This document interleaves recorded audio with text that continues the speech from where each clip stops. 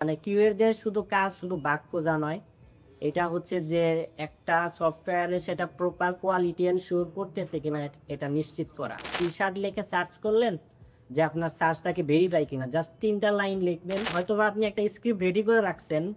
দেন কোনো একটা কারণে ডেভেলপার সেটার বাটন বা এটার পজিশন চেঞ্জ করে ফেলাইলো। নতুন একটা টুলস আসলো আরকি খুব রিসেন্টলি, প্লেরাইট নাম। তো এই প্লেরাইট তার সুবিধা হচ্ছে যে একই স্ক্রিপ্টের মধ্যেই আপনি বিভিন্ন রেসপন্সিভ যে সকল ডিভাইস আছে, সেই একই সাথে বিভিন্ন ক্রস ব্রাউজারও আপনি টেস্ট করতে পারবেন। যেমন একই স্ক্রিপ্ট দিয়ে আপনি মোবাইল রেসপন্সিভের বিভিন্ন উইথ বা বিভিন্ন হাইট দিয়েও আপনি টেস্ট করতে পারবেন প্যারালালি একই সাথে।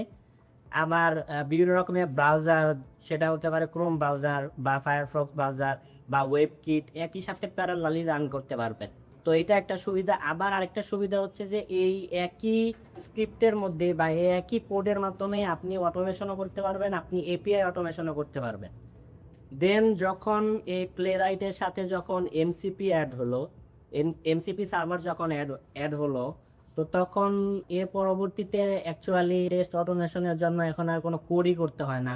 Just as like vibe code বলা চলে আরকি। যে এক্সাম্পল হিসেবে যদি বলি যে আপনি সাপোজ এক্সাম্পল ধরতো, আপনি ইউআরএল এ ঢুকবেন, আপনি জাস্ট সার্চ টি-শার্ট লিখে সার্চ করলেন যে আপনার সার্চটাকে ভেরিফাই কিনা। জাস্ট ৩ টা লাইন লিখবেন ভাইব কোডিং এর মতো। এআই নিজে থেকেই সর্বোচ্চ হলো যেটা অটোমেশনের জন্য যে স্ট্রাকচার ফলো করা হয়, এটা বলে আরকি পেজ অবজেক্ট মডেল। তো পম, তো এটা আপনি উল্লেখ করে দিতে পারেন। অটোমেটিক এআই নিজে থেকেই সেই স্ক্রিপ্ট রেডি করে দেয়, এমনকি নিজে থেকে জিজ্ঞাসা করে যে এটা রান করবো কিনা, বা নিজে থেকে ব্রাউজার ওপেন করে। দেন এটার আরেকটা এএমসিপি সার্ভার এই প্লেরাইটের মধ্যে ইন্টিগ্রেশন হওয়ার পরে যেটার বড় সুবিধা হইতেছে যে হয়তোবা আপনি একটা স্ক্রিপ্ট রেডি করে রাখছেন, দেন কোনো একটা কারণে ডেভেলপার সেটা বাটন বা এটার পজিশন চেঞ্জ করে ফেলাইলো, বা ফুললি টেক্সট চেঞ্জ করে ফেলাইলো, বাট মূল ফাংশনালিটি ঠিক আছে।